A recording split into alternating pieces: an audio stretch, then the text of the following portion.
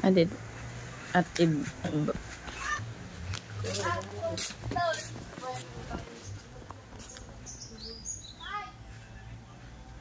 kawawa naman si Lolo. Yan po ang tirahan niya.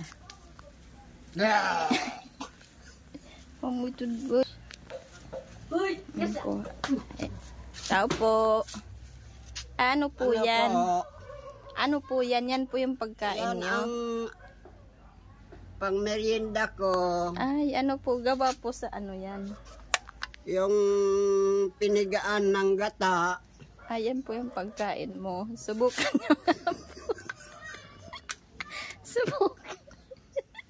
Subukan nyo nga po. Malinamnam to. Subukan nyo po mga isang ano. Pang ano nyo po ito? Panghimagat.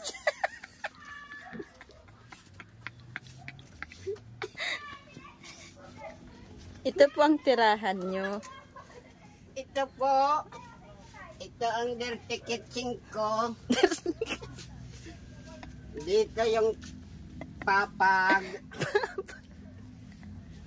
Yung cabinet ko po, lalagyan ng mga abubot. Asan po ang ano, walk-in closet nyo? Dito lang. Ano nyo po ito dito? Ito ang pinaka main office ko.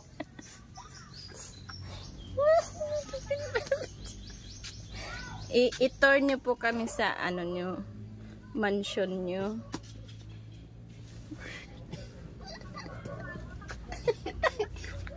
Ito po, ano pong tawag dyan? Yung lalagyan ng watermelon.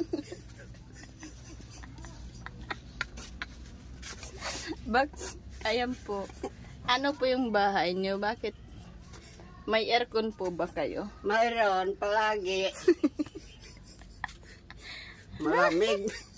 Malamig. Diyan. Ano po yan dyan? Second floor? Diyan po kayo lalagyan. Yung lalagyan ko ng mga... Diyan po kayo natutulog. Dito sa ibabaw. Kasi malamok. Ginagatungan ko sa ilalim. Ginagatungan ko sa ilalim. Para matanggal yung lamok. Ito, ano po ito dito? Sa ilalim ng bedroom ko. Kasi dito, waterbed. Ito, ano yun? Sino Ito, yan? Kasama ko lang sa bahay. Si Butchoy.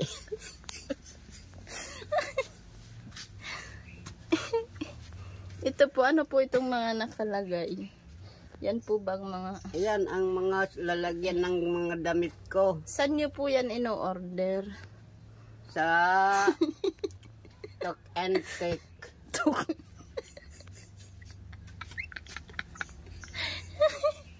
Ito po bang ilaw nyo? Iyan. Isa lang. Kasi malako sa kuryente. Ang ganda naman po ng ano nyo. Yan yung mga... Yan, kasirola nyo. Yung, Saan nyo po in-order yan? sa, ano lang, sa bangkita.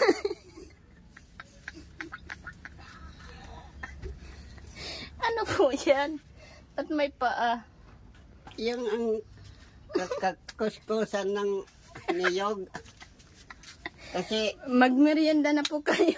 ito na. Linalangaw na nga. Magmerienda na po kayo. Dito, oh. Kumuha ka muna ng juice. Halika. Huwag kang umalis. Oh, uminom ka muna ng juice. Oh, inumin mo muna yung juice mo. Hindi na ako makahinga. Busog na ako. Madami nang nakain ko. Kayo lang po yung nakatira dyan sa bahay nyo. Asan po yung ano nyo? Doon yung isa. Nangangaliwa.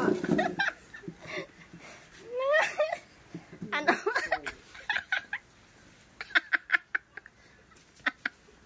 Minsan lang akong uwiin.